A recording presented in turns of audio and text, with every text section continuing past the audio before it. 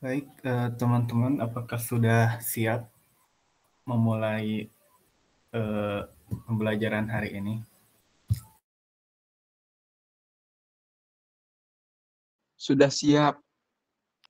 Ayo lanjut, dibuka aja langsung. Baik, sebelum memulai pembelajaran, mari kita berdoa menurut agama dan kepercayaannya masing-masing. Berdoa dimulai.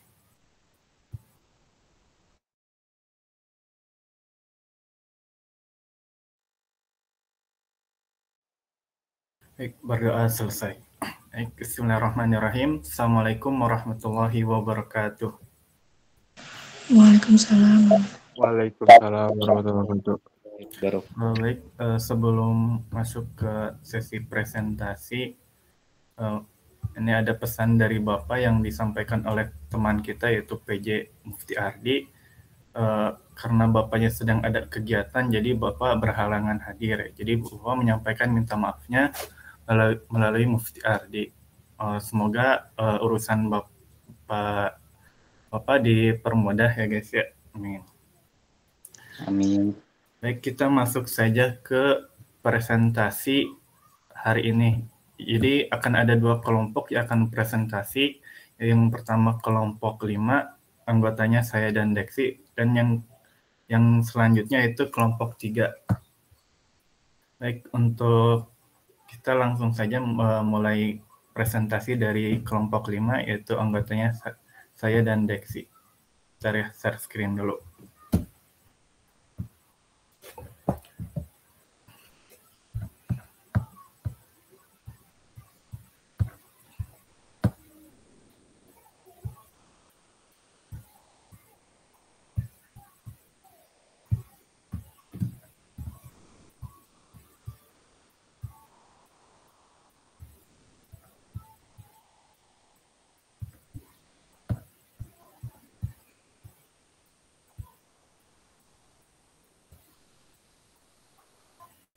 Apakah sudah ada teman-teman? Ada. Baik.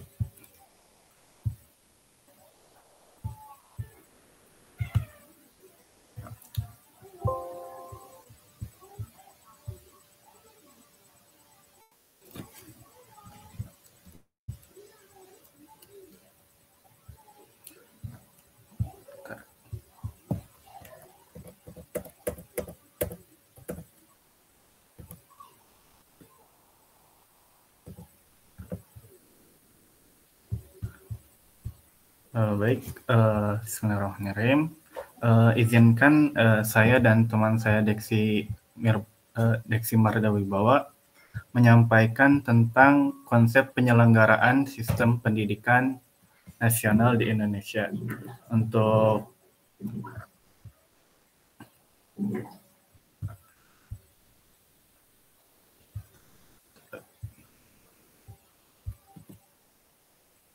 Untuk anggota kelompoknya sendiri ada saya Daniel Septianus dan rekan saya Deksi Mardawibawa.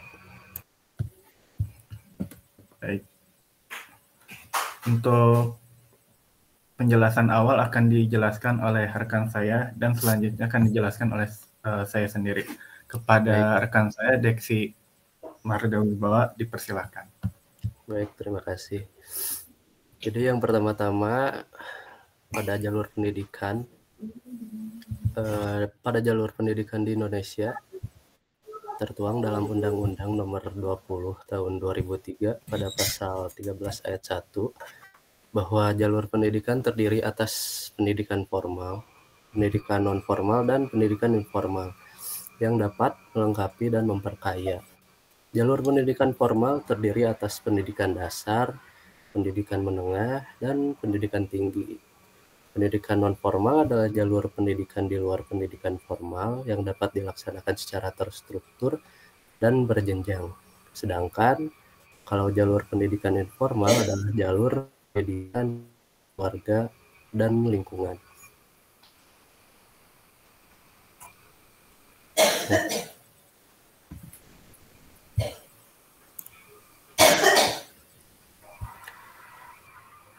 Pendidikan terdiri atas 3 jenis, yaitu pendidikan formal, yaitu jalur pendidikan formal terdiri atas pendidikan dasar, pendidikan menengah, dan pendidikan tinggi. Pendidikan formal yang dikelola oleh pemerintah dapat diperoleh seorang anak dari bangku PAUD, TK, SD, SMA, dan sampai tingkat jenjang pendidikan selanjutnya. Selanjutnya, pendidikan non-formal. Pendidikan non-formal adalah jalur pendidikan di luar pendidikan formal yang dapat dilaksanakan secara terstruktur dan berjenjang. Pendidikan non-formal itu dikelola oleh yayasan, dapat diperoleh mulai dari PAUD, TPA, KB, atau sejenisnya, dan sampai pada selanjutnya. Selanjutnya yang terakhir, pendidikan informal. Pendidikan informal adalah jalur pendidikan keluarga dan lingkungan. Pendidikan formal diperoleh sejak dari masih berada dalam kandungan seorang ibu, yang disebut dengan pendidikan prenatal, dan dari lingkungan anak. Next. Selanjutnya, jenjang pendidikan. Jenjang pendidikan ada 3 jenjang, yaitu pendidikan dasar, pendidikan menengah, dan pendidikan tinggi. Pendidikan dasar itu terdapat yaitu ada SD, SMP, dan MTS atau madrasah sunawiyah. Lalu pendidikan menengah ada SMA, SMK, atau MA atau madrasah aliyah. Selanjutnya yang terakhir pendidikan tinggi yaitu diploma, sarjana, magister, spesialis, dan doktor. Next.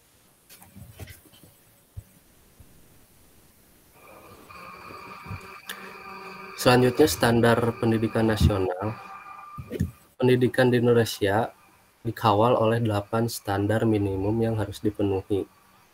Pendidikan di Indonesia itu memiliki standar pendidikan yang harus dimiliki oleh setiap sekolah yang ada. Standar ini bertujuan untuk memberikan perubahan dalam manajemen dan meningkatkan mutu pendidikan. Standar ini disebut dengan Standar Nasional Pendidikan. Kedelapan standar pendidikan ini yaitu yang pertama standar konten yang berkaitan dengan bahan minimum untuk lulusan dan kompetensi untuk jenis dan tingkat pendidikan tertentu yang memiliki struktur dasar dan struktur kurikulum. Lalu yang kedua standar proses pendidikan, yang ketiga standar kompetensi lulusan, yang keempat standar fasilitas dan infrastruktur, yang kelima standar manajemen, yang keenam standar pembiayaan pendidikan, yang ketujuh standar evaluasi pendidikan, dan yang terakhir standar pendidik dan pekerja pendidikan. Dan itu adalah kedelapan standar pendidikan nasional yang minimum harus dipenuhi di Indonesia ini. Oke, selanjutnya mungkin akan dijelaskan oleh Daniel.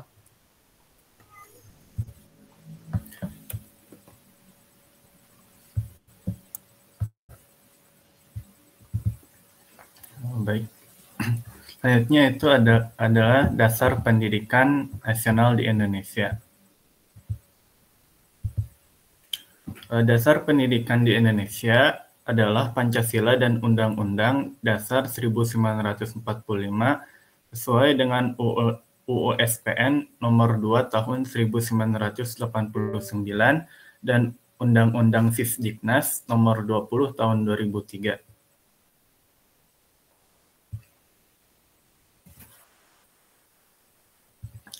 Dalam pembukaan Undang-Undang Dasar disebutkan bahwa negara berkewajiban mencerdaskan kehidupan bangsa. Amanat konstitusi ini mengisyaratkan hanya bangsa yang cerdas yang mampu dan dapat bersaing dengan bangsa-bangsa di dunia. Oleh karena itu, peningkatan sumber daya manusia Indonesia mutlak diperlukan dan harus senantiasa diupayakan agar tidak ketinggalan dengan bangsa-bangsa lain. Oleh karena itu juga peningkatan sumber daya manusia. Selain itu, pendidikan di Indonesia di sekolah sejatinya adalah bagaimana siswa menjadi seseorang yang baik dan dapat berinteraksi sosial di lingkungannya. Terus konstitusi ini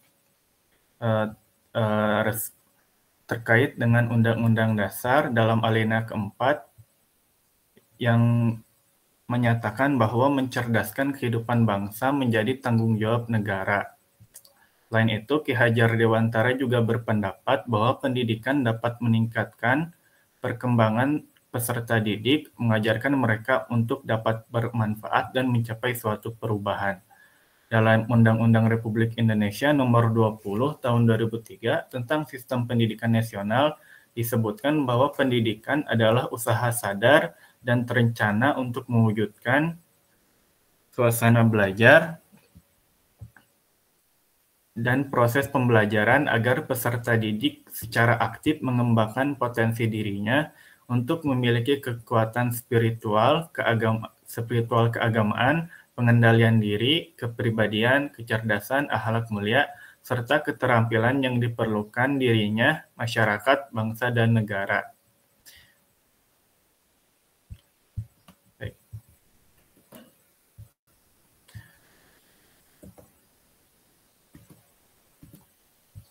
Selanjutnya itu fungsi pendidikan nasional. Jadi fungsi dan tujuan pendidikan di Indonesia telah diatur dalam Undang-Undang Nomor 20 Tahun 2003 tentang Sistem Pendidikan Nasional. Menyatakan bahwa pendidikan nasional berfungsi mengembangkan kemampuan dan membentuk watak serta peradaban bangsa yang bermartabat dalam rangka mencerdaskan kehidupan bangsa, bertujuan untuk berkembangnya potensi peserta didik agar menjadi manusia yang beriman dan bertakwa kepada Tuhan Yang Maha Esa, berakhlak mulia, sehat, berilmu, cakap, kreatif, mandiri, dan menjadi warga negara yang demokratis serta bertanggung jawab. Fungsi pendidikan adalah menghilangkan segala sumber penderitaan rakyat dari kebodohan dan ketertinggalan, serta fungsi pendidikan di Indonesia menyatakan bahwa pendidikan nasional berfungsi mengembangkan kemampuan dan membentuk watak serta peradaban bangsa yang martabat dalam rangka mencerdaskan kehidupan bangsa. Pendidikan memiliki kekuatan untuk menanamkan prinsip-prinsip moral dan karakter yang baik pada generasi penerus bangsa. Selain mencerminkan masyarakat yang maju, pendidikan yang kuat akan menjadi dasar pergeseran norma-norma budaya. Setiap bangunan di sekolah harus berfungsi sebagai pusat studi dan memberikan siswa makna pendidikan dalam pengembangan perilaku yang tepat.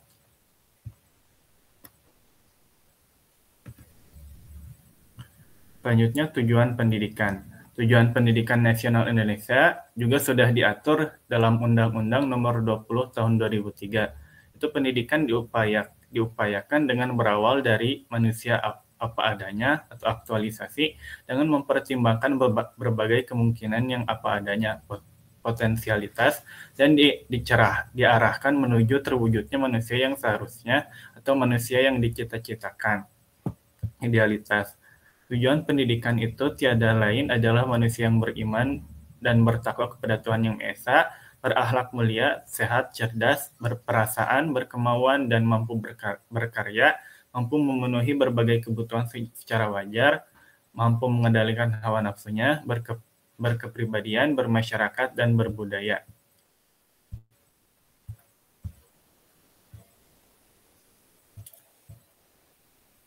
Terus, pendidikan mencoba melatih manusia untuk menjadi individu yang seimbang, satu, terorganisir, harmonis, dan energik untuk memenuhi tujuan hidup kemanusiaan. Tujuan pendidikan nasional juga sesuai dengan ketetapan MPRS nomor 20 nomor XXV1 MPRS 1966 tentang agama, pendidikan, dan kebudayaan, maka dirumuskan bahwa tujuan pendidikan adalah untuk membentuk manusia. Kemudian ditegaskan lagi dalam Undang-Undang Nomor 2 Tahun 1989 bahwa pendidikan nasional bertujuan untuk mencerdaskan kehidupan bangsa dan mengembangkan manusia Indonesia seutuhnya, yaitu manusia yang beriman dan bertakwa kepada Tuhan Yang Maha Esa. Seperti di ini tujuan pendidikan. Terus pendidikan juga diharapkan untuk memupuk iman dan takwa kepada Tuhan Yang Maha Esa, meningkatkan pembangunan dan kemajuan politik, ekonomi, sosial, budaya, dan pertahanan keamanan.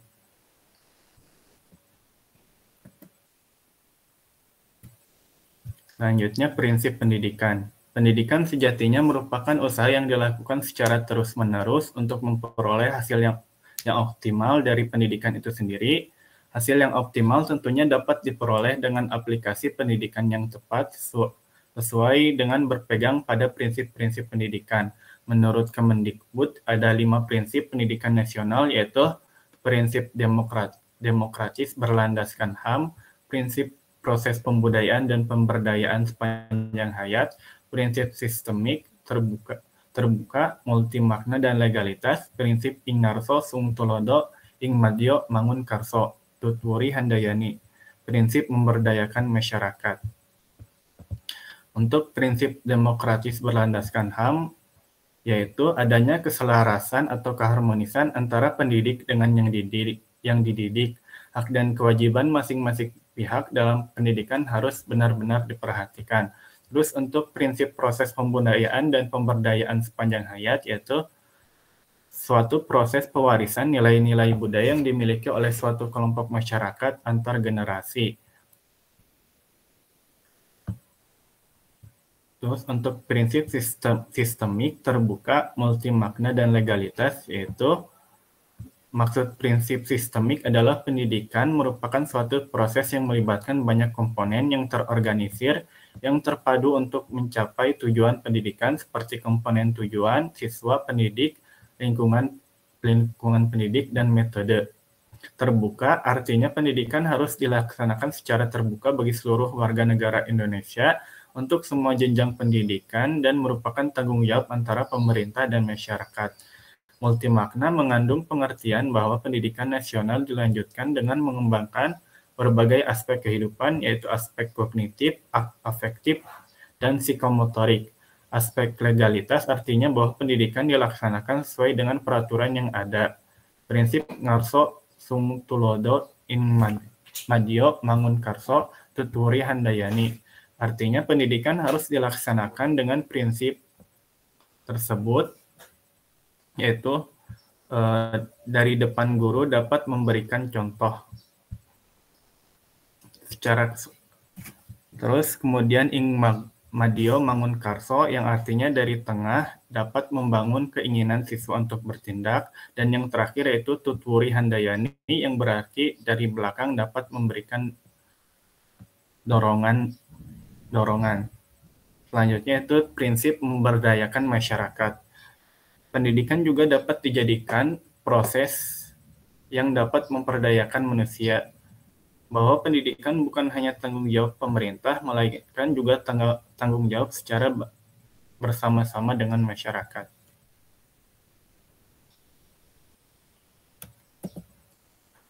Mungkin sekian presentasi dari kelompok kami. Mohon maaf bila ada kata-kata yang salah atau kurang berkenan. Selanjutnya akan dibuka dengan sesi tanya jawab dan diskusi, dan apabila ada tambahan juga boleh.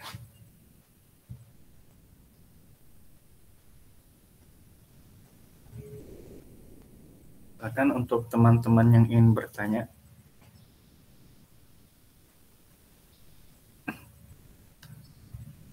Langsung open mic aja.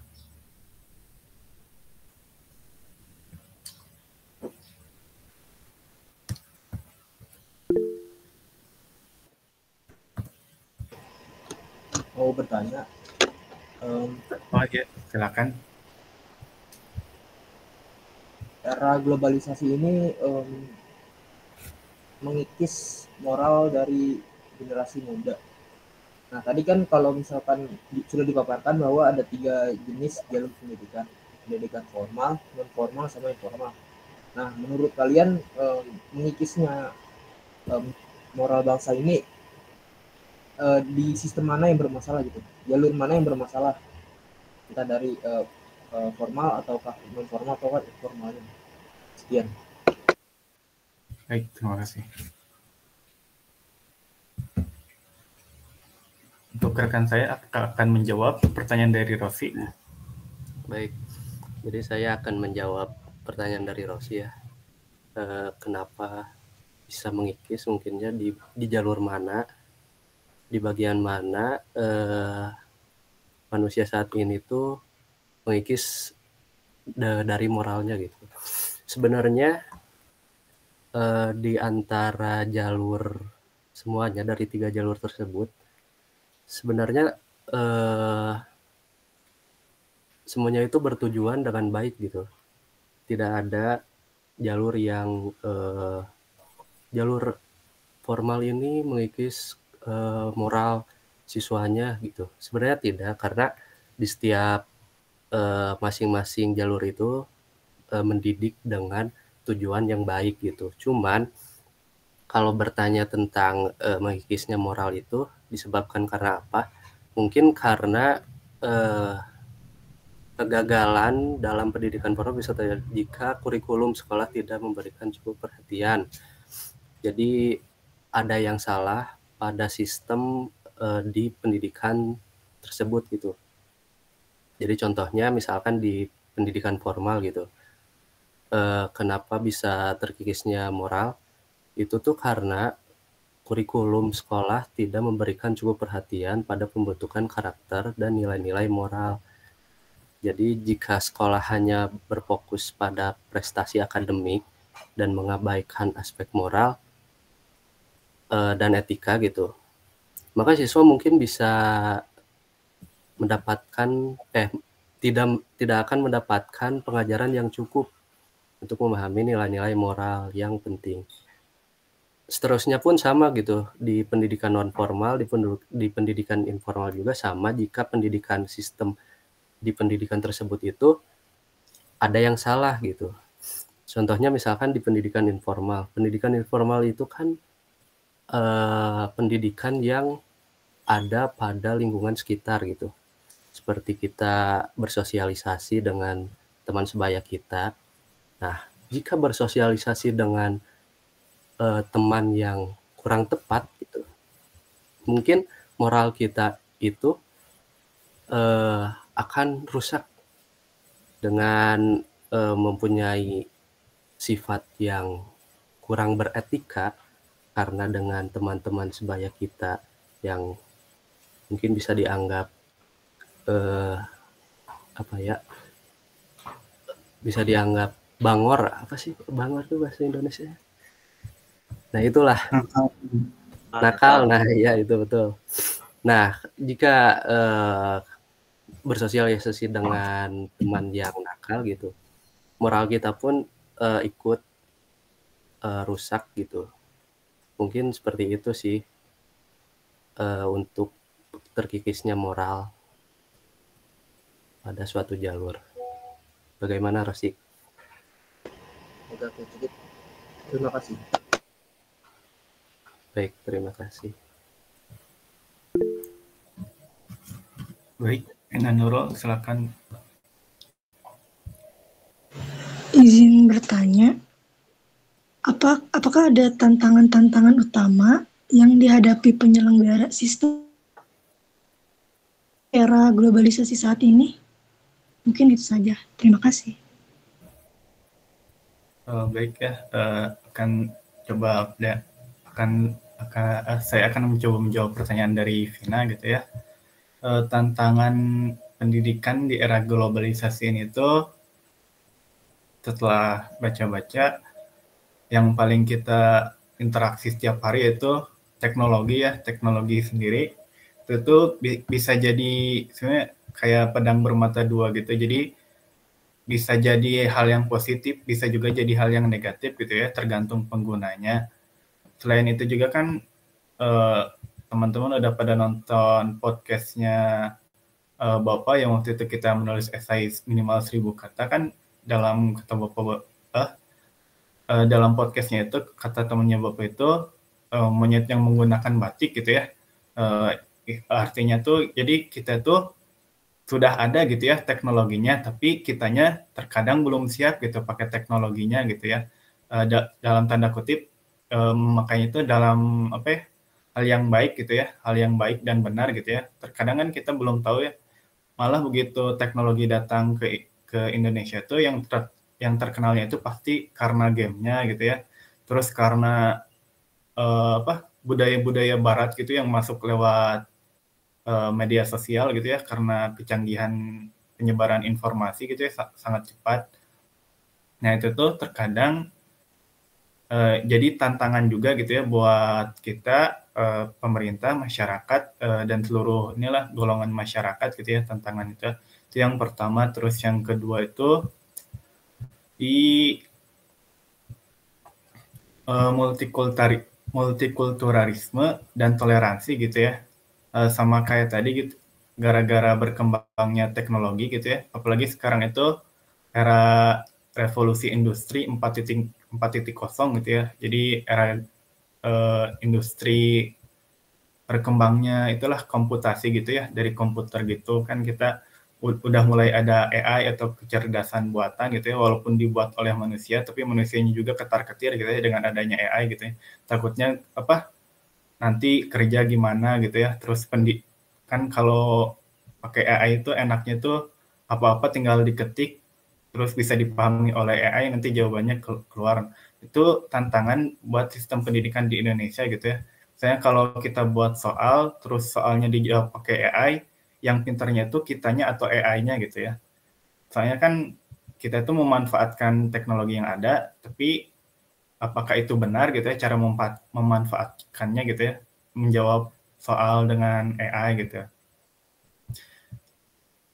Terus itu yang multikulturasi dan toleransi itu, jadi dengan masuknya teknologi juga gitu ya, kita tuh jadi kenal gitu, oh ini ada bangsa ini nih, ada suku ini nih yang selama itu kita nggak tahu ya, kalau nggak lewat teknologi mungkin akan tercapainya secara butuh waktu yang bertahap gitu.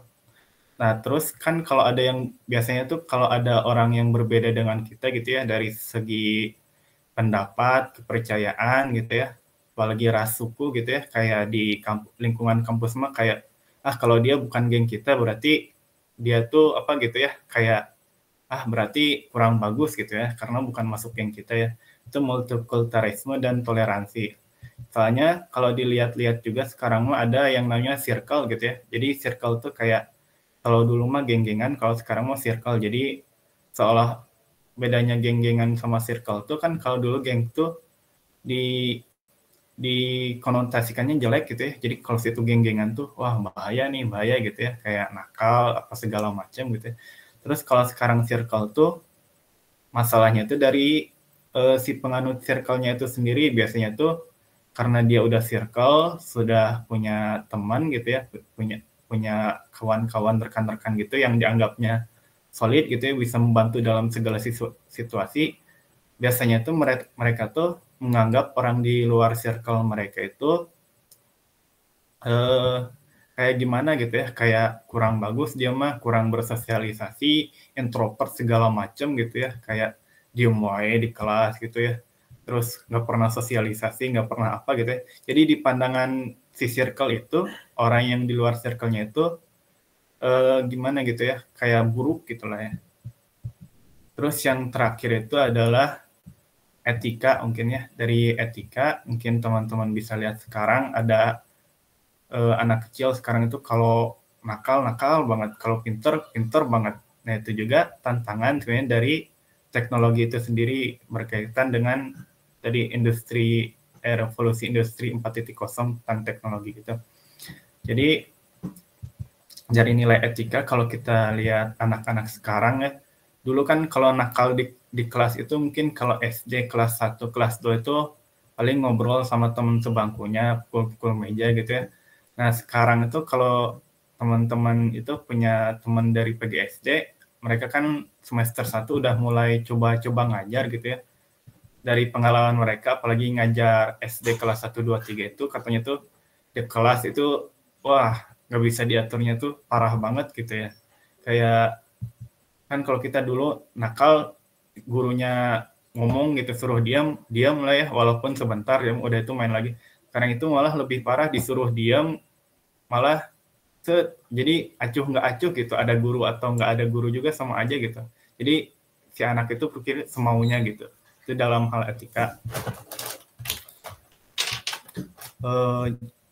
Jadi mungkin dari ketiga hal itu ya, tantangan di Indonesia yang Daniel sendiri lihat di kondisi sekitar gitu ya, dan bisa dirasakan langsung lah oleh Daniel sendiri gitu. Jadi yang pertama itu adalah teknologi, yang kedua itu multikulturalisme dan toleransi gitu ya, khususnya agama dan ras suku bangsa gitu. Dan yang terakhir itu adalah etika. Dan itu jawaban dari Daniel. Bagaimana, Vina? Sudah cukup, terima kasih. Oke, sama-sama.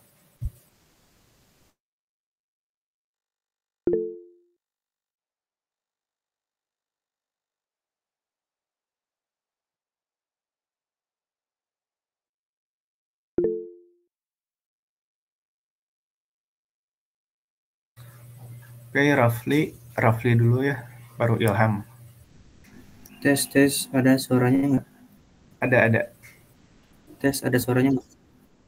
Sebelumnya mohon maaf karena nggak bisa on cam, karena kalau misalnya on cam, ini pun open mic, jaringannya kurang baik.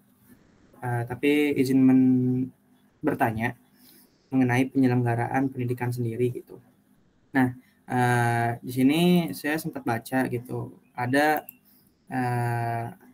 data dari Databox gitu ya, dari website Databox mengenai persentase sekolah berdasarkan status sekolahnya gitu. Kalau tadi kan ada jenjang-jenjangnya lah ya, ada jenjang dasar, menengah, dan perguruan tinggi. Nah, ini lebih ke statusnya gitu, ada sekolah negeri dan ada sekolah swasta.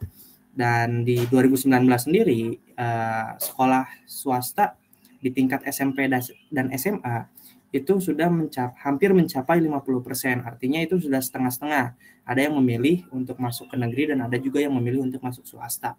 Dan ada juga di salah satu jurnal dari Universitas PGRI, itu salah satu Universitas PGRI yang menyebutkan alasan mengapa gitu orang tua lebih menyuruh anaknya untuk bersekolah di sekolah swasta itu karena prestasi akademik, kualitas guru, jumlah lulusan yang lebih banyak diterima di perguruan tinggi ternama, kedisiplinan dan lain sebagainya gitu.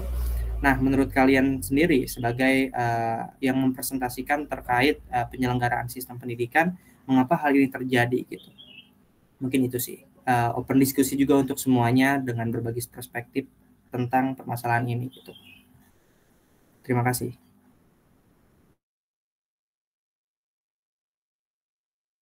Terima kasih atas pertanyaannya, atas diskusinya. Di sini juga saya sebenarnya tadi kalau Pak Yusuf masuk mau bertanya tentang sistem pendidikan di Indonesia, baik karena mungkin tadi Rafli itu melalui data.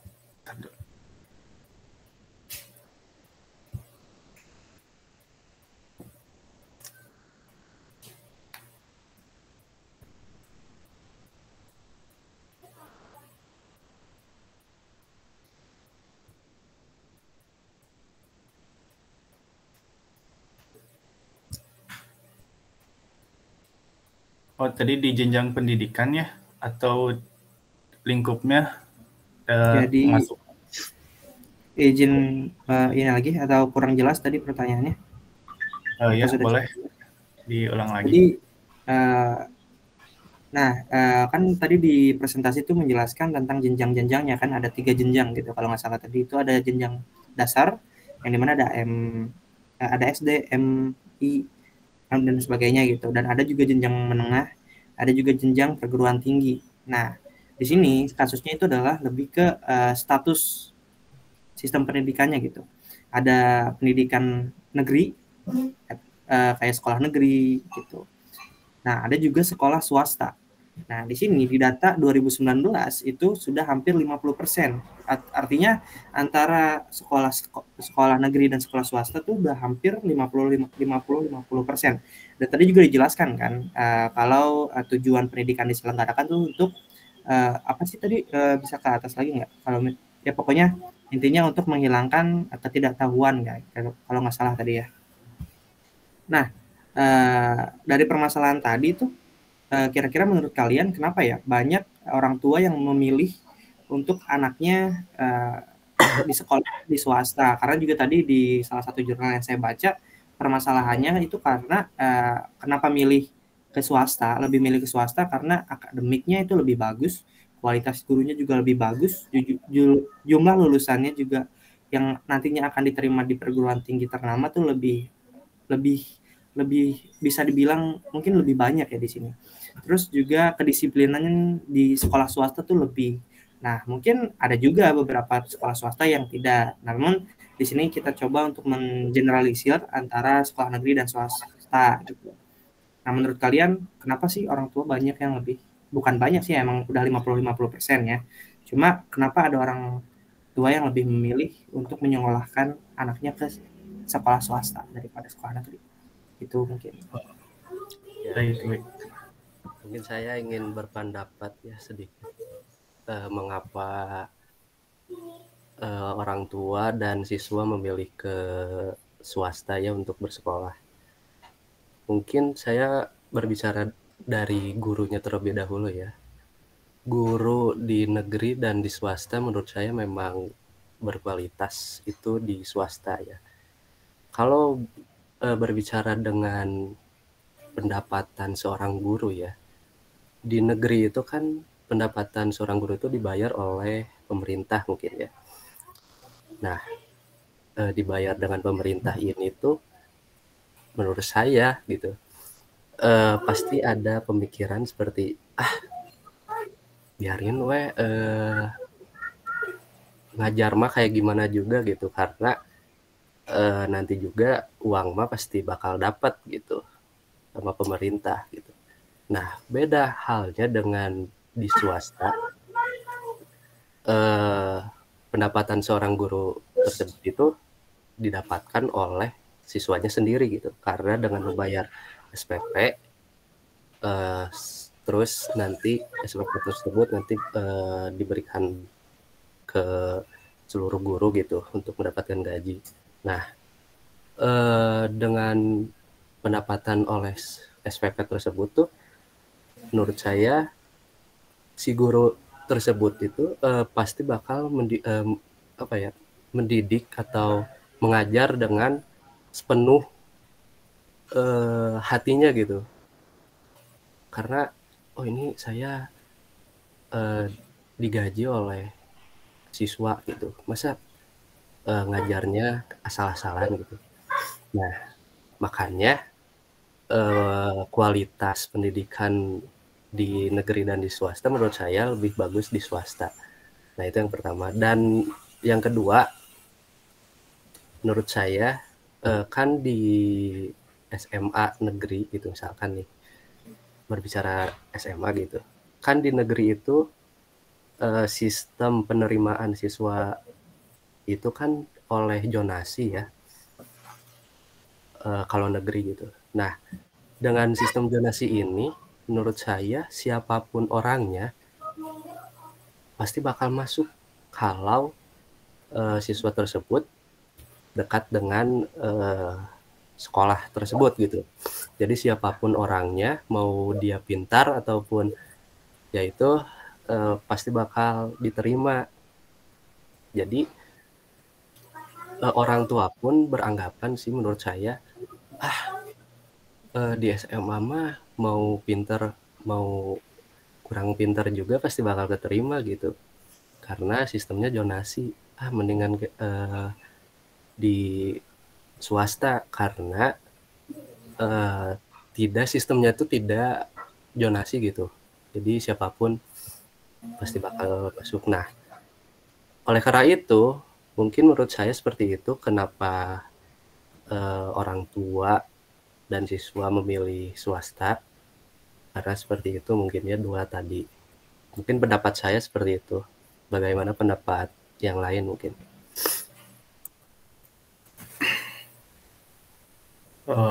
Boleh izin menyampaikan pendapat ya. Kalau yang dari swasta gitu ya, yang dirasakan secara langsung itu outputnya emang gitu ya, guru swasta sama guru negeri itu benar-benar kerasa bedanya gitu ya dari dengan sendiri gitu ya. Yang pertama itu guru swasta itu biasanya terbuka terhadap kritikan. Jadi misalnya tuh ada orang tua gitu ya, kayak ngeluhin anaknya, terus biasanya tuh orang tua tuh kan taunya tuh anaknya tuh datang ke sekolah, di sekolah itu belajar gitu ya, tapi begitu pulang ke rumah kenapa kayak gini gitu ya. Akhirnya orang tuanya tuh ngadu ke gurunya gitu ya. Kenapa sih ini gini, cara ngajarnya gimana gini. Biasanya tuh kayak gitu ya. Ya biasanya tuh guru swasta itu lebih terbuka gitu. Jadi mereka tuh nerima kritikan, responnya baik, cepat gitu ya. Sama bisa ngasih solusi gitu dari responnya itu. Jadi misalnya tuh kayak si gurunya tuh atau wali kelasnya ini tuh ngasih penjelasan gitu ya yang masuk akal gitu ya. Terus dijelasin juga kondisi anaknya di sekolah tuh kayak gini, transparan gitu ya. Sama biasanya dia suka gaul sama siapa aja, jadi lebih transparan gitu ya. Sedangkan kalau di negeri itu biasanya kalau ada apa aja ya anak-anak yang bermasalah gitu ya, yang dia rasain secara langsung ya, bermasalah atau ada gimana gitu ya, kasus-kasus gimana, biasanya guru-guru negeri itu gimana kayak nunggu dulu ini mungkin ya, cari solusi, udah itu baru mungkin disampaikan ke orang tuanya gitu ya. Biasanya mereka juga nggak melibatkan diri mereka dalam hal kasus tersebut, misalnya tuh si anaknya nakal gitu ya, terus tuh pulang ke rumah tuh kelihatan nakalnya gitu ya, terus sama orang tuanya tuh ditanyain ke wali kelasnya gitu ya, kenapa kayak gini. Nah wali kelas ini cenderungnya tuh ngejelasin sikap si anaknya di sekolah gitu ya, bukan pribadinya gitu ya, cara memantau si wali kelasnya sendiri ke peserta didik tersebut gitu ya. Nah dari itu juga biasanya tuh kalau di negeri itu kalau udah ada masalah aja keluhan dari orang tua, biasanya tuh si orang tuanya yang disuruh datang langsung ke sekolah. Kan kalau orang tua udah mikir kayak gitu, misalnya dipanggil karena bukan prestasi atau apa, berarti anaknya ada kasus nih, kasusnya tuh biasanya udah besar, soalnya manggil orang tuanya ke sekolah biasanya kayak gitu. Jadi gimana ya, sekolah itu lebih memilih menyelesaikan masalah tersebut gitu ya, secara apa gitu ya, jadi ketemu gitu. Kalau dengan guru swasta itu malah si guru swastanya itu yang nimbal balik gitu ya, kalau ada masalah kayak gitu misalnya tuh disampaikan perkembangannya misalnya itu kan udah laporan tadi gitu ya, si orang tua ke wali kelas. Nah si guru swasta ininya nyampein laporan gitu, anaknya setelah dikasih sama ibu dijelasin kayak gini, selama beberapa minggu terakhir ada perkembangan gitu ya. Biasanya guru swasta kayak gitu. Terus untuk output dari anak sekolah dasar swasta sama sekolah dasar negeri kan, dulu tuh Dayang pernah ngajar ngaji gitu ya. Kebetulan si muridnya ini ada yang sekolah di sekolah swasta gitu ya, terkenal lah ya, dari Jakarta, Bandung juga terkenal ternyata. Nah dari cara mereka gitu bersikap gitu ya sama waktu di kelas, mungkin teman-teman yang negeri tahulah kalau SD kelas 1 nakalnya bagaimana gitu ya, separah apa gitu ya. Nah kalau yang swasta itu mereka nakalnya tuh unik gitu loh. Mereka ada yang bawa buku gambar, ada yang bawa kertas lipat, kalau enggak ada yang bawa buku bacaan. Nah mereka itu gimana ya, kan disebut nakal tuh gimana, enggak juga gitu ya. Ya jadi yang anak-anak yang sekolah swasta ini tadi nakalnya itu, di mereka itu yang satu menggambar gitu ya, nggak tahu gambar apa, tapi mereka nggak lari-lari, nggak loncat-loncat, nggak keliling-keliling di kelas gitu ya, nggak ribut, ngomong-ngomong berisik, teriak-teriak gimana gitu ya. Nah itu nggak ribut sama sekali gitu. Jadi kayak oh gini ya output swasta itu ya yang dia rasain. Sedangkan kalau negeri mungkin bisa dirasakan ya karena dari dulu juga itu. Terus dari cara mereka bergaul dengan teman-teman yang sebayanya gitu ya, kayak tadi SD kelas 4 yang dia ajar tuh. Jadi mereka juga temannya tuh milih-milih loh. Jadi kayak misalnya, oh dia ngomong kasar nih, nggak mau main lagi sama dia besok. Nah itu yang anak swasta itu biasanya kayak gitu, outputnya tuh kayak gitu. Mungkin itu ya alasan orang tua sekarang milih itu ya. Mungkin dari output juga bisa kelihatan gitu ya, dari luar lah ya, misalnya tuh dari tingkah laku secara langsung gitu, atau dari cara mereka belajar itu bisa kelihatan banget kok bedanya buat anak-anak swasta yang sekarang. Tapi kan kalau dulu mah kesan swasta tuh misalnya itu kan SMP mau lanjut negeri apa swasta gitu ya, negeri dulu kan misalnya tuh negeri dulu, kenapa nggak swasta? Swasta mah tempatnya anak nakal katanya tuh, nggak keterima kan gara-gara nggak keterima di negeri, jadinya di swasta gitu ya. Dulu sering banget tuh dengar-dengar kayak gitu. Tapi setelah sekarang gimana lihat keadaan, ternyata oh nggak seburuk itu gitu ya, malah mungkin bisa jadi lebih bagus gitu. Mungkin itu sih pendapat dari Daniel. Boleh jika ada yang ingin menambahkan, silakan Ardi. Maaf, karena sekarang kan yang presentasi 2 kelompok. Takutnya waktunya agak keburu, jadi dilanjut kelompok 3 aja. Kelompok 5 boleh ditutup dulu. Oh baik. Ya. Terima kasih atas sharingnya, by the way. Mohon. Baik.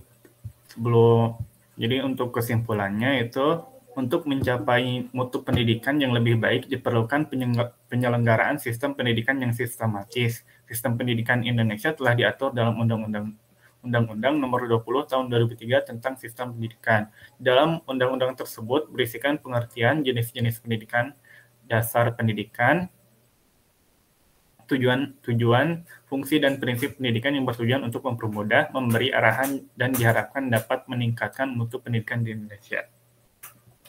Mungkin sekian presentasi dari kelompok 5. Mohon maaf bila ada salah-salah kata atau salah penyampaian.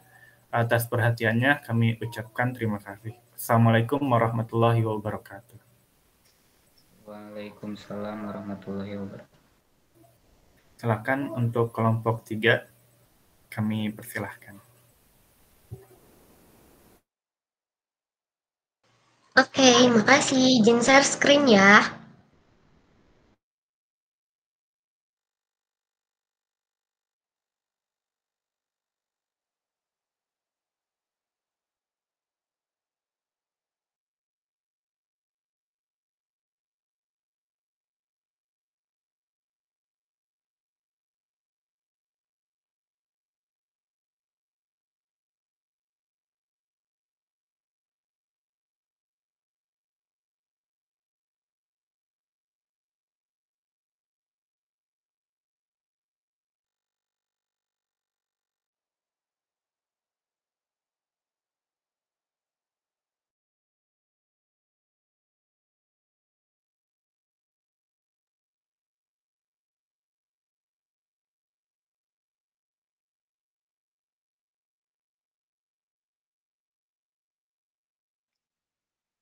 Baik, saya mulai aja ya.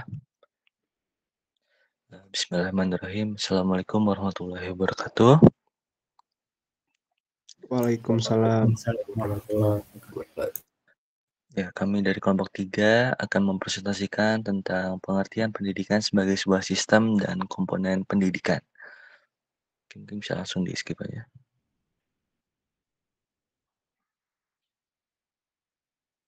Oke, selanjutnya di sini kami beranggotakan 3 orang, yaitu yang pertama ada Muhammad Zaki Darmawan, yang kedua Restu Tami, dan saya sendiri Septiong Hadi Prasetyo. Ya, pertama-tama yang akan saya bahas adalah tentang apa itu pendidikan. Apabila dikutip dari jurnal dengan judul Pendidikan sebagai Suatu Sistem karya M.E. Kakokor Minoto II, pendidikan adalah salah satu usaha untuk dapat mewujudkan atau membentuk manusia Indonesia seutuhnya berdasarkan Pancasila dan Undang-Undang Dasar 1945. Dan apabila dikutip dari jurnal Pendidikan dan Konseling karya Desi Pritiwanti, pendidikan adalah sebuah proses humanisme yang selanjutnya dikenal dengan istilah memanusiakan manusia. Oleh karena itu, kita seharusnya bisa menghormati hak asasi setiap manusia. Yang dimana pendidikan juga adalah proses kompleks dan komprehensif yang tidak hanya bertujuan untuk mentransfer pengetahuan dan keterampilan, tetapi juga untuk membentuk individu yang memahami, menghormati, dan menerapkan nilai-nilai kemanusiaan, serta nilai-nilai yang berlaku dalam masyarakat atau bangsa tertentu. Oke, bisa langsung di-skip.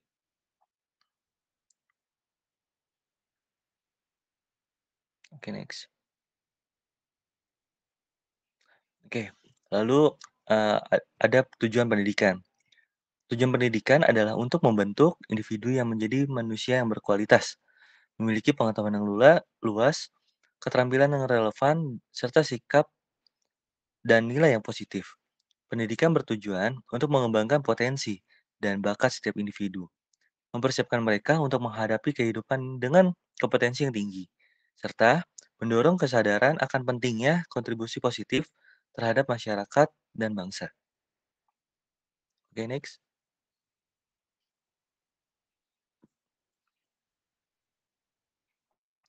Selanjutnya, saya akan membahas tentang apa itu sistem pendidikan.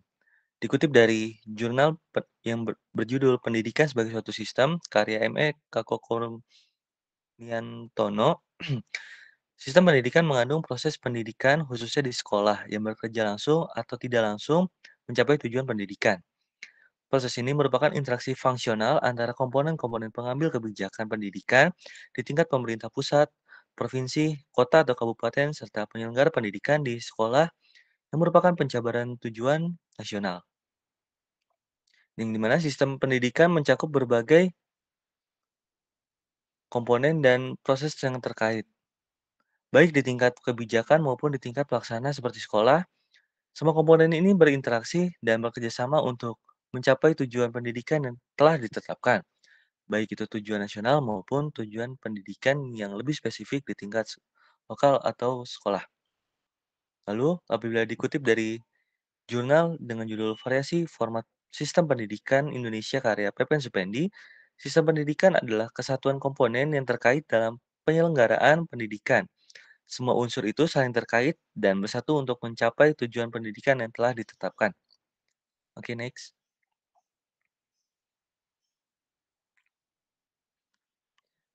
Yang kedua adalah bagaimana sistem pendidikan Indonesia.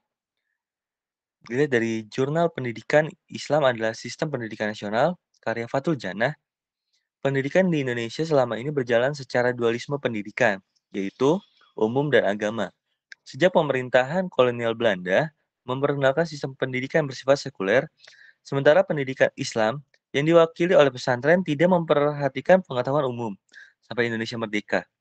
Meskipun pada awal kemerdekaan masih mewarisi sistem pendidikan yang bersifat dualistis. Oke, next. Dan dilihat dari jurnal dengan judul Pembaharuan Sistem Pendidikan Islam oleh karya Jainuddin LC MA, sistem pendidikan memiliki komponen-komponen atau faktor-faktor pendidikan itu terdiri dari tujuan pendidikan, pendidik, peserta didik, dan alat pendidikan, serta lingkungan pendidikan atau milieu. Menurut Sutari, yang dimaksud dengan alat-alat dalam pendidikan atau pengajaran adalah segala sesuatu yang secara langsung membantu terlaksananya tujuan pendidikan. Jadi, jika melihat dari jurnal pendidikan dalam sistem pendidikan nasional karya Fathul Jannah dan jurnal Pembaruan Sistem Pendidikan Islam karya Jainuddin LCMA, dapat disimpulkan bahwa pendidikan umum dan pendidikan agama pada masa kolonial Belanda, sistem pendidikan yang bersifat sekuler diperkenalkan, sementara pendidikan Islam yang diwakili oleh pesantren tidak terlalu memperhatikan pengetahuan umum bahkan setelah Indonesia merdeka. Pola dualisme ini masih terus berlanjut, mewarisi sistem pendidikan yang bersifat dualistik dari masa sebelumnya. Sistem pendidikan juga memiliki beberapa komponen atau faktor yang penting dalam penyelenggaraannya. Faktor-faktor tersebut meliputi tujuan pendidikan, pendidik, peserta didik, dan alat pendidikan, serta lingkungan pendidikan. Alat pendidikan atau pengajaran menurut Sutari merujuk pada segala sesuatu yang secara langsung membantu terlaksananya tujuan pendidikan. Oke, next. Oke, untuk presentasinya akan dilanjutkan kepada Saudari Restu. Kepada Saudari Restu, dipersilakan. Oke, selanjutnya di sini ada sistem pendidikan Indonesia. Yang pertama itu ada pendidikan formal, yaitu jenis pendidikan yang diselenggarakan dalam kerangka institusi resmi seperti sekolah, perguruan tinggi, atau lembaga pendidikan yang diakui oleh pemerintah. Pendidikan formal ini memiliki struktur kurikulum yang telah ditetapkan. Tujuan pembelajarannya juga jelas, serta proses evaluasi yang sistematis dalam pendidikan formal serta peserta didik biasanya mengikuti serangkaian tingkatan atau jenjang pendidikan seperti taman kanak-kanak, sekolah dasar atau SD, lalu ada sekolah menengah pertama, lalu ada sekolah menengah atas atau sekolah menengah kejuruan, dan yang terakhir ada pendidikan tinggi atau perguruan tinggi.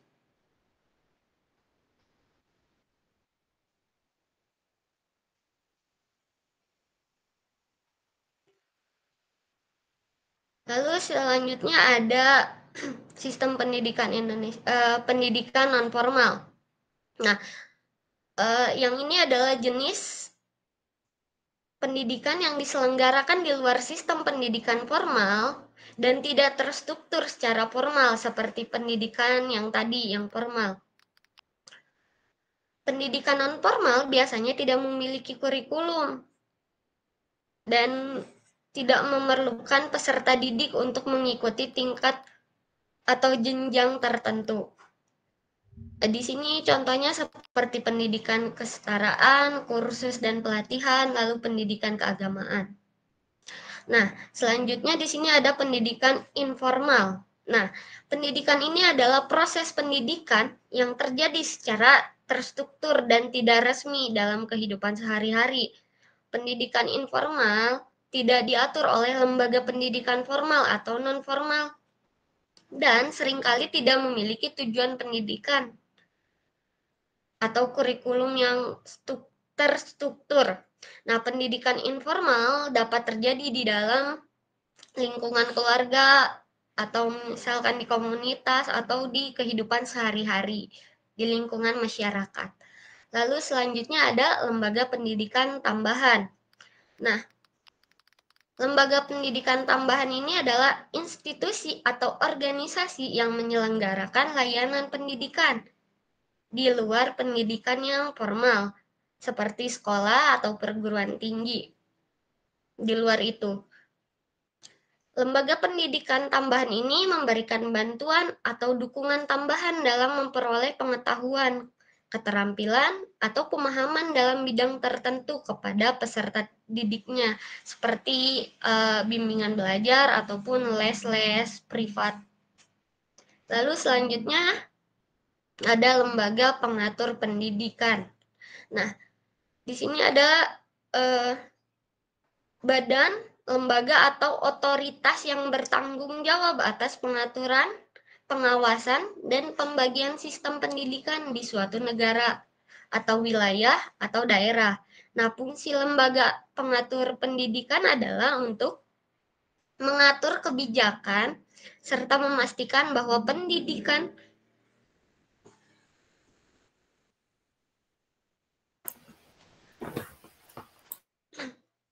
Fungsi lembaga pengaturan pendidikan adalah untuk mengatur kebijakan, standar, dan prosedur yang berkaitan dengan pendidikan, serta memastikan bahwa pendidikan diselenggarakan sesuai dengan tujuan dan nilai-nilai yang diinginkan oleh masyarakat dan juga pemerintah.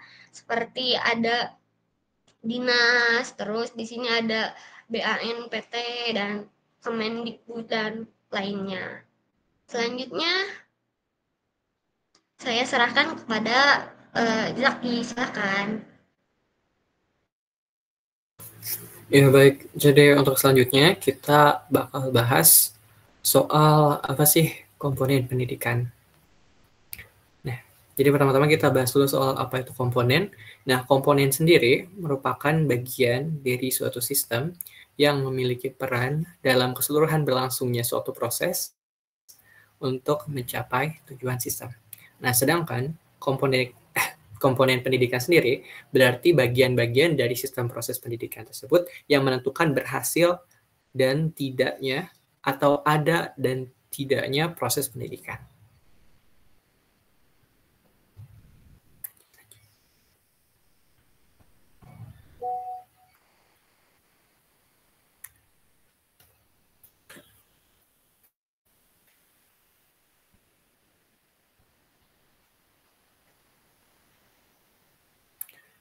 Nah, selanjutnya, menurut Purwaningsih dan kawan-kawan, dalam jurnalnya disebutkan bahwa ada 12 komponen pendidikan. 12 komponen pendidikan ini yaitu tujuan dan prioritas, peserta didik, manajemen atau pengelolaan, struktur dan jadwal waktu, isi dan bahan pengajaran, guru dan pelaksana, alat bantu belajar, fasilitas, teknologi, pengawasan, penelitian dan juga pembiayaan. Next. Nah, kita bakal bahas satu-satu soal komponen-komponen pendidikan. Yang pertama itu adalah tujuan dan prioritas. Nah, fungsi dari itu tentu aja untuk mengarahkan kegiatan. Hal ini merupakan informasi apa saja yang akan dicapai oleh sistem pendidikan dan urutan pelaksanaannya. Nah, selanjutnya itu ada peserta didik. Menurut pengertiannya dalam Undang-Undang RI nomor 20 tahun 2003 tentang Sistem Pendidikan Nasional, peserta didik adalah anggota masyarakat yang berusaha mengembangkan potensi diri melalui proses pembelajaran yang tersedia pada jalur, jenjang, dan jenis pendidikan tertentu. Sehingga ya tugas dari peserta didik ini tuh diharapkan bisa belajar dan mengalami proses perubahan tingkah laku sesuai dengan tujuan dari sistem pendidikan. Di sini juga menurut Kirom dalam jurnalnya, peserta didik adalah orang yang mempunyai pilihan untuk menempuh ilmu sesuai dengan cita-cita dan harapan masa depan. Selanjutnya ada manajemen atau pengelolaan. Tentu aja peran dari ini tuh untuk mengkoordinasi dan juga mengarahkan juga menilai dari sistem pendidikan tersebut. Manajemen sendiri itu sebagai suatu proses pengaturan dan pemanfaatan sumber daya yang dimiliki oleh organisasi melalui kerjasama para anggotanya untuk mencapai tujuan organisasi secara efektif dan juga efisien. Nah, untuk menjamin terselenggaranya pendidikan ini, sesuai dengan standar yang ada, diperlukan penilaian secara terus-menerus dan berkesinambungan terhadap kelayakan dan kinerja yang dilakukan dalam rangka melakukan perbaikan dan peningkatan mutu dari pendidikan. Untuk menjamin pelaksanaan standarisasi mutu dan kualitas pendidikan, manajemen mutu mempunyai peranan penting, sebab kegiatan dalam manajemen mutu bukan sekedar berupaya agar produk atau hasil dari pendidikan tersebut bisa terlaksana dengan baik. Agar produk yang dihasilkan itu memenuhi standar mutu, tetapi lebih difokuskan pada bagaimana proses produksi bisa terlaksana dengan baik, yaitu proses pembelajarannya. Sesuai dengan prosedur yang seharusnya dilakukan agar dapat menghasilkan produk dalam ini hasil dari pendidikan yang memuaskan pelanggan, yaitu masyarakat, khususnya masyarakat pengguna jasa pendidikan. Itu menurut Winarsih dalam jurnalnya. Selanjutnya ada struktur dan jadwal waktu, merupakan komponen yang fungsinya untuk mengatur pembagian kegiatan dan juga waktu. Selanjutnya isi dan bahan pengajaran, merupakan komponen yang menggambarkan seberapa luas dan dalamnya bahan pelajaran yang harus dikuasai peserta didik. Mungkin dalam ini bisa berkesinambungan dengan masalah kurikulum. Selanjutnya itu adalah masalah komponen guru dan pelaksana atau pendidik. Dalam UU nomor 20 tahun 2003 tentang Sistem Pendidikan Nasional pada bab 11 Pasal 39 tentang pendidik dan tenaga kependidikan menyatakan bahwa pendidik merupakan tenaga profesional yang bertugas merencanakan dan melaksanakan proses pembelajaran. Nah, menilai hasil pembelajaran, melakukan bimbingan dan juga pelatihan, serta melakukan penelitian dan pengabdian kepada masyarakat, terutama bagi pendidik di perguruan tinggi. Saat mengatakan bahwa pendidik adalah orang yang diberi amanah untuk tidak saja membuat perencanaan, melaksanakan pembelajaran, menilai, membimbing, tetapi juga untuk melakukan penelitian dan pengabdian kepada masyarakat. Nah, dari pendapat di atas dapat disimpulkan bahwa pendidik merupakan orang yang punya tanggung jawab dalam melaksanakan pendidikan. Atau simpelnya dalam PPT itu merupakan orang yang menyediakan bahan pelajaran, menyelenggarakan proses pembelajaran untuk peserta didik. Penjelasan tadi menurut Daniar dalam jurnalnya. Selanjutnya itu ada alat bantu belajar yang membuat proses pendidikan menjadi jauh lebih bervariasi dan juga menarik. Selanjutnya itu adalah fasilitas, merupakan tempat terjadinya kegiatan pembelajaran. Ini tuh kurang lebihnya kayak sekolah dan juga kelas dan ya semacamnya. Selanjutnya itu adalah teknologi. Nah, teknologi ini merupakan komponen yang memperlancar dan meningkatkan hasil guna proses pendidikan. Teknologi pendidikan dalam lingkup pendidikan bisa diartikan sebagai implementasi atau pelaksanaan pendidikan yang sistematis atau secara sistematis. Sebagai suatu proses, teknologi pendidikan bersifat abstrak. Dalam konteks ini itu, teknologi pendidikannya dapat dianggap sebagai suatu proses yang kompleks dan terpadu melibatkan orang, prosedur, ide, peralatan, dan organisasi untuk menganalisis masalah, mencari solusi, melaksanakan, menilai, dan mengelola penyelesaian masalah tersebut yang mencakup seluruh aspek pembelajaran manusia. Dalam teknologi pendidikan ini terdapat 3 prinsip dasar yang perlu dijadikan acuan dalam pengembangan dan pemanfaatan teknologi dalam masalah pembelajarannya. Yaitu yang pertama itu adalah pendekatan sistem atau system approach. Yang kedua itu adalah berorientasi pada peserta didik atau learner centered. Yang ketiga itu adalah pemanfaatan sumber belajar semaksimal dan sebervariasi mungkin. Itu yang berhubungan dengan yang sebelumnya, yaitu alat bantu belajar atau bisa disebut utilizing learning resource. Nah, dengan demikian, upaya penyelesaian masalah dalam pendekatan teknologi pendidikan dilakukan dengan memanfaatkan sumber belajar. Menurut Salsabila dan Agustian dalam jurnalnya. Nah, selanjutnya itu adalah pengawasan mutu. Nah, pengawasan ini tuh merupakan komponen yang berfungsi tentu saja untuk membina peraturan dan juga standar dari pendidikannya. Pengawasan, atau menurut Rahman dalam jurnalnya, pengawasan melibatkan aktivitas atau langkah-langkah pengawasan oleh seseorang yang ditugaskan untuk membina dan menilai orang atau lembaga yang menjadi tanggung jawabnya. Individu yang bertugas sebagai pengawas harus sepenuhnya memahami perannya dan memiliki keahlian di bidang pengawasan untuk memberikan layanan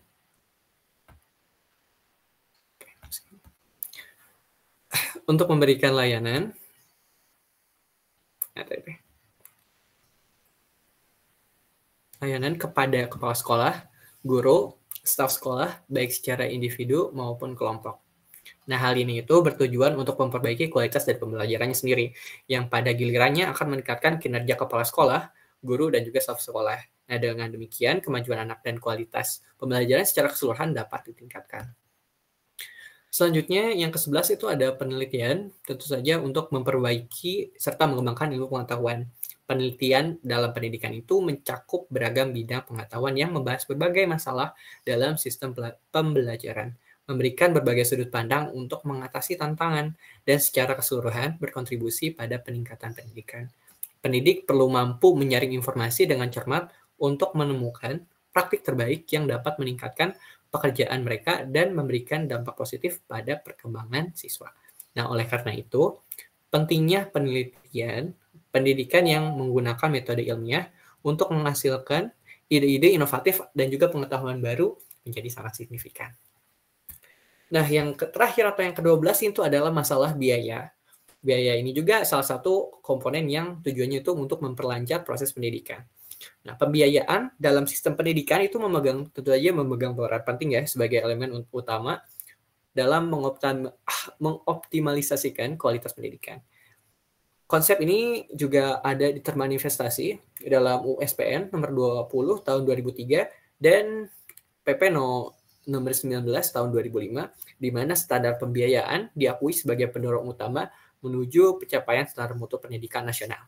Nah, standar pembiayaan perinci soal komponen-komponennya dan besarnya biaya operasional satuan pendidikan dalam setahun itu mencakup biaya, yang pertama itu mencakup biaya investasi, personal, dan juga operasional. Nah, pentingnya pembiayaan ini dengan menyoroti dampak positifnya terhadap kualitas pembelajaran dan hasil pendidikan ketika biaya pendidikan memadai. Dalam jurnalnya Mas Yana dan juga Hedir. Maka kan boleh di next lagi.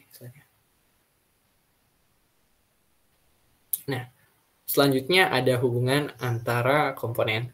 Nah, tentu aja setiap komponen dalam sistem pendidikan itu saling berkaitan karena ya berada dalam satu sistem dan berpengaruh satu sama lain. Proses pendidikan yang terpadu melibatkan peserta didik, pendidik, dan juga tujuan pendidikan sebagai komponen sentral di intinya gitu. Jika pendidik sudah siap namun peserta didik tidak responsif, proses pendidikan dianggap gagal karena peserta didik belum siap. Pendidik memiliki tujuan tertentu yang harus dicapai untuk kepentingan peserta didik dengan memanfaatkan berbagai sumber, metode, dan juga alat pendidikan. Kelemahan dalam salah satu unsur sistem pendidikan atau dalam salah satu komponen pendidikannya dapat mempengaruhi keseluruhan sistem, sehingga setiap unsur penting dalam sistem pendidikan harus diperhatikan dan dikembangkan secara utama menurut Dania dalam jurnal. Boleh dilanjut. Nah, selanjutnya ada juga tantangan dalam sistem pendidikan. Nah, tantangan dalam sistem pendidikan ini itu ada beberapa. Yang pertama itu masalah pemerataan pendidikan. Nah, tentu saja sebagaimana yang kita tahu bahwa ini salah satu masalah yang bisa terjadi dalam pendidikan, yaitu tidak meratanya suatu pendidikan dalam suatu daerah atau dalam satu lingkungan. Oke.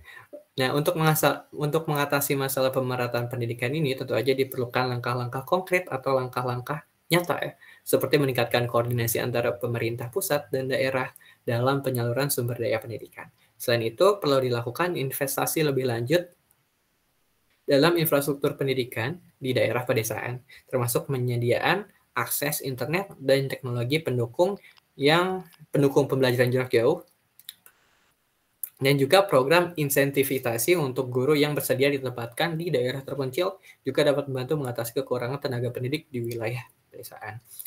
Nah, yang selanjutnya itu adalah masalah kualitas pendidikan.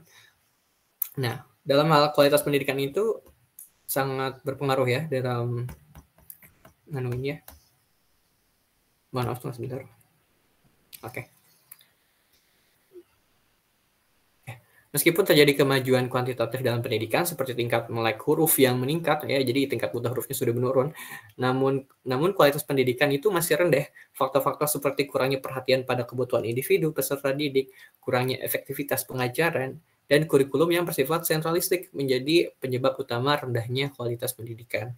Solusi yang bisa ditawarkan tentu aja itu salah satunya termasuk peningkatan kualitas guru, penyesuaian kurikulum dengan karakteristik peserta didik, dan penyediaan sarana prasarana yang memadai. Di samping itu, perlu juga memperhatikan keberagaman kecerdasan peserta didik, sehingga ya kita tahu bahwa peserta didik itu cerdas dalam hal yang berbeda-beda, sehingga dan ini tuh butuh kurikulum yang relevan dengan kebutuhan dari setiap peserta didik tersebut. Selanjutnya itu adalah masalah efisiensi pendidikan. Nah, masalah efisiensi pendidikan itu kayak menyorot bagaimana sistem pendidikan menggunakan sumber daya secara efisien untuk mencapai tujuan pendidikan. Masalahnya terutama terkait dengan kurangnya penyesuaian terhadap perubahan kurikulum yang sering terjadi dan ketidaktepatan dalam penggunaan tenaga kependidikan, juga sarana dan prasarana pendidikan. Solusinya mencakup peningkatan kesesuaian tenaga kependidikan dengan fungsinya. Oke. Peningkatan sarana dan prasarana dan perbaikan proses menyelenggarakan pendidikan. Selanjutnya itu adalah masalah relevansi pendidikan. Nah, kita lanjut ke ini aja, langsung ke solusinya, yaitu mana? Nah, agar pendidikan lebih relevan dengan kebutuhan masyarakat dan dunia kerja, perlu dilakukan revolusi kurikulum yang mengintegrasikan keterampilan pada abad ke-21 ini. Itu termasuk pengembangan keterampilan kritis, kreativitas, kolaborasi, dan juga komunikasi dalam setiap aspek pembelajaran. Nah, selanjutnya itu ada juga tantangan dari pendidikan nasional. Tentu aja ini tuh salah satunya berpengaruh kepada perkembangan iptek yang menggambarkan bagaimana perkembangan ilmu pengetahuan dan teknologi mempengaruhi sistem pendidikan. Tantangannya ini terkait dengan bagaimana mengadopsi inovasi teknologi dalam proses pendidikan dan penyesuaian jumlah sumber daya manusia dengan perkembangan teknologi, dan juga laju pertumbuhan penduduk bisa menyoroti juga dampak pertumbuhan penduduk yang cepat terhadap kebutuhan akan pendidikan, terutama dalam hal penyebaran sarana dan prasarana pendidikan yang merata. Lanjut.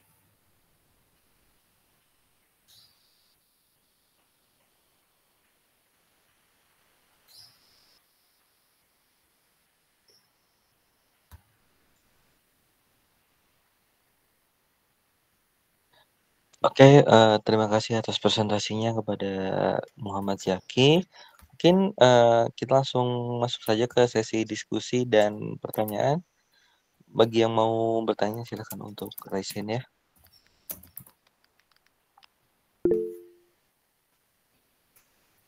Yo, mangga yang mau ini. Oke, Fahri Rosi. Mangga, Fahri Rosi silakan. Tadi sempat dipaparkan bahwa sistem pendidikan itu terpusat di 3 komponen. Salah satunya itu adalah peserta didik. Nah, seringkali peserta didik ini tidak siap atau tidak responsif gitu terhadap pembelajaran. Nah, ini tidak bisa dibiarkan begitu saja. Kenapa seringkali terjadi hal seperti ini, dan menurut kalian bagaimana solusinya jika ditinjau dari si pendidik itu sendiri? Ya.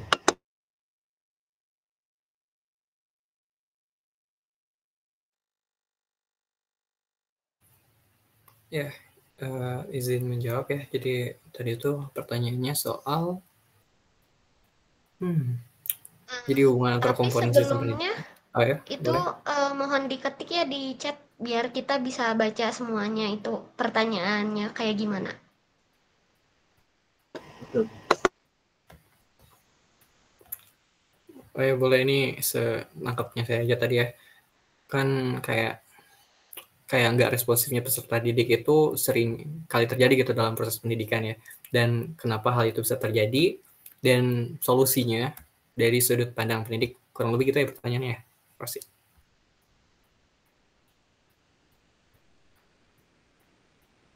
Maaf, Ros. Iya, betul. Oke.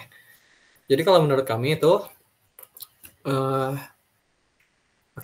jadi kayak ada 2 pengkategorian utama gitu ya dalam masalah tersebut. Yang pertama itu dari sisi siswa, yang kedua itu dari sisi guru. Nah, kita mulai dari sisi siswa dulu. Kalau dari sisi siswa itu ada beberapa juga, dibagi ke beberapa. Yang pertama itu masalah ekonomi. Masalah ekonomi itu sangat berhubungan juga dengan masalah lingkungan keluarga, di mana terkadang dari lingkungan keluarganya memang mendukung untuk melakukan proses pendidikan, tapi terkendala masalah biaya pendidikan. Nah, hal itu juga memang menjadi salah satu masalah yang memang solusinya tentu aja dari pemerintah ya, dan juga dari kalau misalkan hal yang bisa dilakukan oleh guru, tentu aja meningkatkan kesadaran bahwa tentang ya kurang lebihnya itu masalah sosialisasi tentang ya pertama ya tentang cara untuk kalau misalkan dari yang untuk meningkatkan kewirausahaan atau untuk masalah ekonomi itu dari pemerintah, dan juga ada beberapa kasus juga bahwa si dari lingkungan keluarganya itu tidak mendukung. Nah, kalau misalkan yang masalah yang ini penyebab atau faktor yang ini itu bisa solusinya itu dengan cara melakukan sosialisasi dari gurunya kepada baik kepada siswa ataupun kepada gurunya untuk ya mengerti betapa pentingnya menjalani ya pendidikan baik formal ataupun informal tersebut gitu. Nah, selanjutnya juga ada kalau misalkan dari siswa tuh masalah apa ya, bagaimana ya bahasanya, kayak tingkat kemampuan siswa itu untuk menyerap suatu pendidikan. Nah, ini juga kita bisa pakai salah satu contohnya aja gitu ya, waktu COVID. Salah satunya kan tiba-tiba semuanya jadi pembelajaran jarak jauh semua.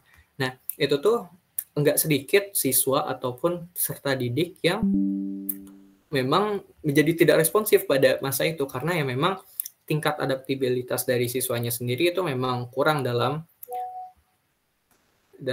menangani proses pembelajaran seperti itu. Jadi ya memang ada beberapa faktor dari sisi siswanya. Nah, selanjutnya itu dari sisi guru. Menurut kami itu ada beberapa juga, salah satunya adalah kualitas pendidikan. Kualitas pendidikan ini tuh tentu aja kalau misalkan nggak memenuhi kebutuhan peserta didik, maka mereka bisa aja jadi tidak responsif dan juga tidak ingin dalam menerima pendidikan atau tidak lancar dalam menerima pendidikannya. Ini bisa berhubungan juga dengan kurikulum yang dipakai, bahan ajar yang tersedia, dan juga semacamnya. Nah, selanjutnya juga ada yang masalah pendekatan guru. Nah, pendekatan guru seringkali ya, nggak seringkali sih, kayak ada saja kasus di mana pendekatan guru itu memang kurang cocok pada beberapa siswa tertentu. Karena ya, kita tahu bahwa setiap orang itu, atau setiap siswa itu punya metode pembelajarannya masing-masing. Dan juga cara yang paling pas dalam oleh satu orang dengan orang lainnya itu bisa saja menjadi berbeda. Dan ketika itu ada ketidaksesuaian, maka tentu aja ini akan membuat mereka-mereka yang merasa tidak cocok dengan pendekatan yang dilakukan oleh guru, itu tentu aja akan menimbulkan hasil yang seperti tadi ditanyakan gitu, bahwa si siswanya menjadi tidak responsif. Nah, solusi-solusi untuk ini tuh tentu aja mungkin sudah bisa terlihat ya, bahwa solusinya itu tentu aja dengan memperbaiki sistem pendidikan dan juga kurikulum yang dipakai, yang bisa menjadi lebih relevan kepada peserta atau siswa peserta didik sesuai dengan kebutuhannya. Dan juga untuk masalah pendekatan tadi, itu bisa dilakukan dengan apa ya? Karena kalau misalkan saya boleh mengutip dari apa ini, kayak ada masalah quotes counseling itu, bahwa tidak ada siswa yang bodoh, atau tidak ada siswa yang bodoh ya. Tidak ada siswa yang bodoh, akan tetapi adanya tuh siswa yang belum menemukan kayak bahan atau guru yang tepat. Nah, guru yang tepat ini tuh tentu aja sangat luas kan ya, si lingkup gurunya tuh. Sehingga ya di sini guru perlu melakukan pendekatan yang memang lebih sesuai dengan siswa yang mengalami ketidakresponsifan dari dalam proses pembelajaran tersebut. Kurang lebihnya apakah ada tambahan dari yang lain, atau mungkin ada tanggapan juga dari Fahri Rosi soal jawabannya?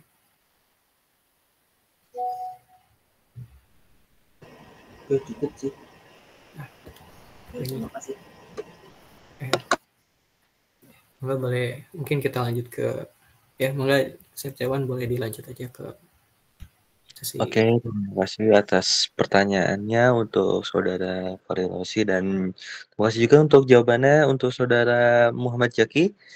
Mungkin selanjutnya apabila ada yang ingin bertanya boleh raise hand ya.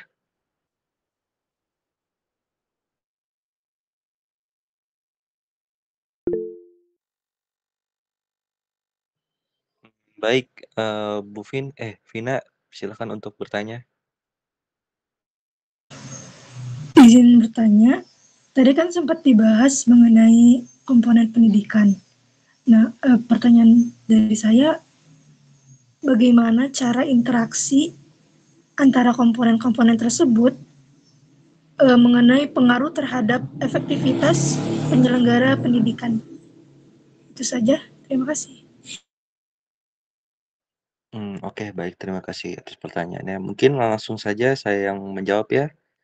Jadi, untuk interaksi antar komponen-komponen dalam penyelenggaraan pendidikan, itu memiliki dampak yang signifikan terhadap efektivitas sistem pendidikan secara keseluruhan. Nah, untuk komponen-komponen utama yang mempengaruhi efektivitas penyelenggaraan pendidikan dan bagaimana sih interaksi di antara mereka itu ada 7 hal. Yang pertama adalah kurikulum. Kurikulum itu merupakan inti dari pengalaman pendidikan.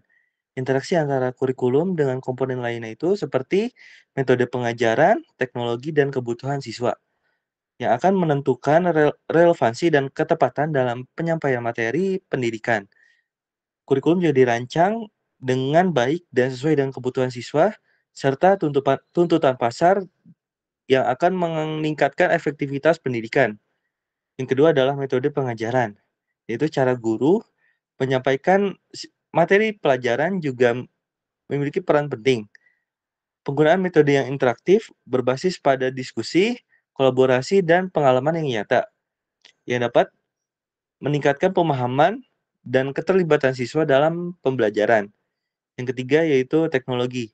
Adanya integrasi teknologi dalam pendidikan dapat memperluas akses dan juga meningkatkan fleksibilitas serta memungkinkan pengalaman belajar yang lebih menarik. Interaksi antara teknologi dengan kurikulum dan metode pengajaran dapat menciptakan pengalaman pembelajaran yang lebih dinamis dan juga adaptif. Yang keempat, ketersediaan sumber daya, yaitu fasilitas fisik dan peralatan fasilitas fisik, peralatan, buku teks, dan sumber daya lainnya memainkan peran penting dalam menyediakan lingkungan pembelajaran yang tentunya memadai. Interaksi antara ketersediaan sumber daya dengan kebutuhan pendidikan akan mempengaruhi efektivitas penyelenggaraan pendidikan. Yang kelima, adanya peran guru dan staf administratif, yaitu adanya kualitas guru dan staf administratif memiliki dampak yang besar pada efektivitas pendidikan. Interaksi antara kualitas staf pendidikan dengan metode pengajaran, kurikulum, dan kebutuhan siswa akan membentuk lingkungan pembelajaran yang tentunya mendukung dan memotivasi. Yang keenam adalah kebutuhan siswa, yaitu setiap siswa pastinya memiliki kebutuhan dan gaya belajarnya yang beda-beda. Interaksi antara kebutuhan individu siswa dengan kurikulum, metode pembelajaran, dan dukungan tambahan akan memastikan bahwa setiap siswa mendapatkan pendidikan yang sesuai dengan kebutuhan mereka. Yang ketujuh dan juga yang terakhir, adanya partisipasi orang tua dan juga masyarakat.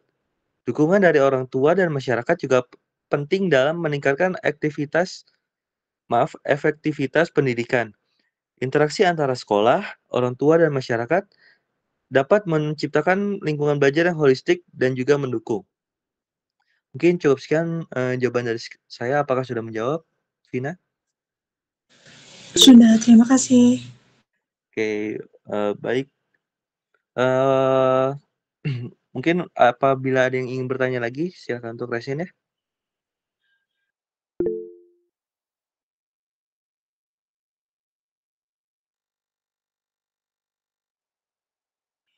Ya, baik Nia, silakan. Oke, sebelumnya sistem pendidikan Indonesia saat ini masih menghadapi berbagai tantangan. Nah, salah satunya adalah dualisme pendidikan. Dualisme pendidikan ini mengacu pada keberadaan dua sistem yang berbeda, yaitu pendidikan formal dan pendidikan informal. Nah, untuk pertanyaannya, apa saja inovasi dan pembaharuan yang diperlukan untuk menghadapi tantangan dalam sistem pendidikan Indonesia seperti dualisme pendidikan? Terima kasih. Maaf Nia, suaranya kurang terdengar. Mungkin bisa diulang atau bisa diketikkan saja di kolom chat ya untuk pertanyaannya.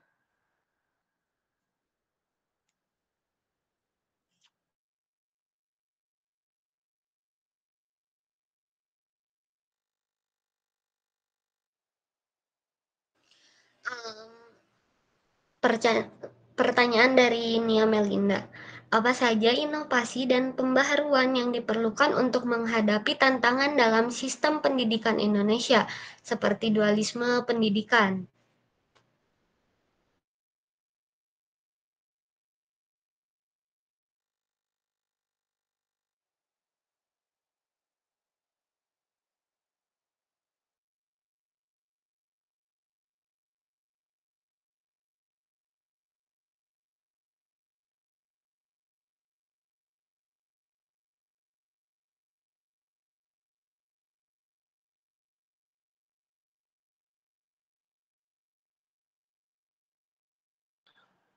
Oke, baik. Untuk pertanyaannya, saya yang akan menjawabnya. Untuk mengatasi tantangan dalam sistem pendidikan Indonesia seperti dualisme pendidikan, antara sekolah di perkotaan dan di pedesaan, serta antara sekolah negeri dan swasta, terdapat beberapa inovasi dan pembaruan yang diperlukan. Pertama adalah pengembangan kurikulum yang relevan, yaitu merancang kurikulum yang relevan dengan kebutuhan lokal, nasional, dan global untuk memastikan bahwa siswa menerima pendidikan yang sesuai dengan tuntutan zaman dan pasar kerja tentunya. Kurikulum juga harus mencakup keterampilan abad ke-21 seperti keterampilan berpikir kritis, kreativitas, dan juga literasi digital. Yang kedua adalah yang harus diperhatikan penggunaan teknologi dalam pembelajaran, yaitu dengan memanfaatkan teknologi pendidikan seperti e-learning, video pembelajaran, dan juga aplikasi mobile untuk menyediakan akses pendidikan yang lebih luas dan berkualitas di berbagai daerah, terutama di pedesaan. Teknologi juga dapat digunakan untuk menyederhanakan administrasi sekolah dan meningkatkan efisiensi pengajaran. Ketiga, tentunya adalah peningkatan kualitas guru, yaitu dengan memberikan pelatihan dan pengembangan profesional yang berkelanjutan kepada guru untuk meningkatkan kualitas pengajaran dan pembelajaran. Program pelatihan juga harus mencakup strategi pengajaran yang inovatif, penggunaan teknologi dalam pembelajaran, serta pemahaman tentang kebutuhan siswa yang harus beragam. Dan yang terakhir adalah pembangunan infrastruktur pendidikan, yaitu dengan meningkatkan akses dan kualitas infrastruktur pendidikan di pedesaan, termasuk pembangunan dan perbaikan sekolah, pengadaan peralatan pendidikan, serta penyediaan akses internet yang tentunya harus terjangkau dan juga handal untuk mendukung kualitas pendidikan di Indonesia, terutama di pedesaan. Mungkin cukup sekian pertanyaan dari, jawaban dari saya. Apakah sudah menjawab?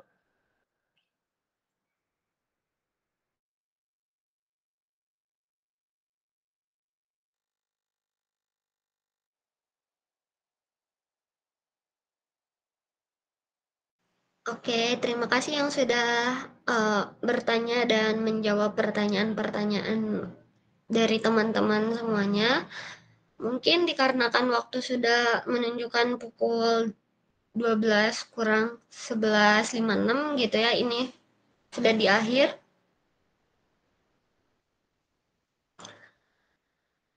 Mari kita tutup sesi diskusi ini.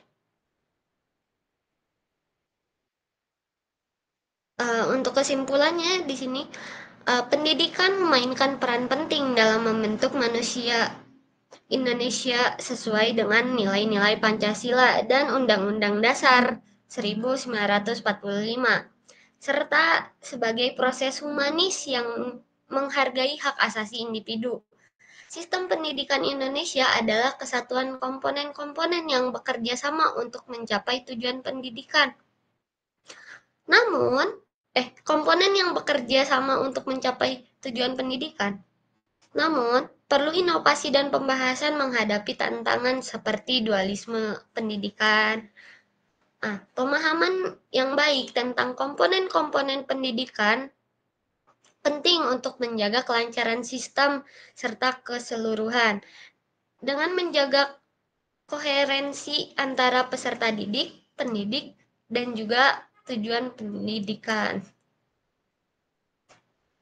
Cukup sekian dari kelompok kami. Kurang lebihnya mohon maaf. Dan aku ada sedikit pantun untuk di akhir ini. Umur kakek sudah menua, namun tetap mencari kekasih. Semoga bermanfaat untuk kita semua. Kami undur diri. Terima kasih. Wassalamualaikum warahmatullahi wabarakatuh. Waalaikumsalam. Waalaikumsalam.